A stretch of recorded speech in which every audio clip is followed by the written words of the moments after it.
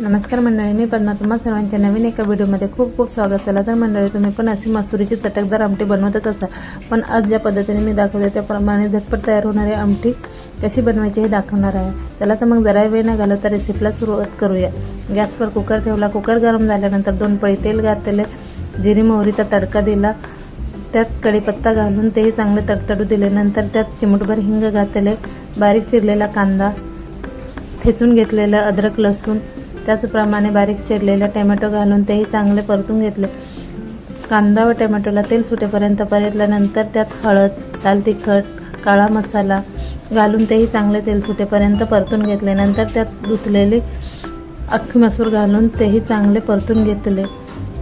सर्व चांगले परतून झाल्यानंतर त्यात गरम केलेले पाणी घातले. गरम पाणी घातल्याने चवीला सुंदर व टेस्टही चांगली येते. नंतर त्यात चवीनुसार मीठ घालून घेतले व कुकरचे झाकण लावून 4-5 शिट्ट्या काढून घेतल्या. आपली मसुरीची आमटी तयार.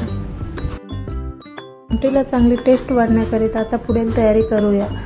शिजवलेली आमटी ही एका कढईमध्ये काढून घेतली. गॅसवर तडका पॅन ठेवला. तडका पॅन गरम झाल्यानंतर त्यात 1 पळी तेल घालून घेतले. तेल गरम झाल्यानंतर त्यात जिरी, मोहरी, भरपूर सारा लसूण, कढीपत्ता ते घालून चांगले तडतडू दिले. नंतर कलर येण्याकरिता लाल काश्मीरी लाल तिखट मिरची घालून घेतली. तेही चांगले तेलात परतून घेतले. तयार केलेल्या आमटीमध्ये हा तडका सोडून घेतला व भरपूर सारी कोथिंबीर घालून 1 उकळी येऊ दिली. उकळी आल्यानंतर आपली चटकदार अशी आमटी तयार.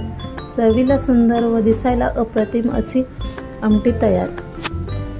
असेच नवनवीन व्हिडिओ बघण्याकरिता अजूनपर्यंत चॅनलला सबस्क्राईब केले नसेल तर सबस्क्राईब करा व एक लाईक करायला विसरू नका.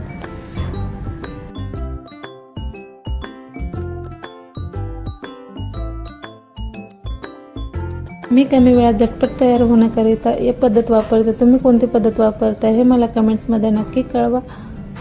व्हिडिओ आवडला असेल तर व्हिडिओला लाईक करा.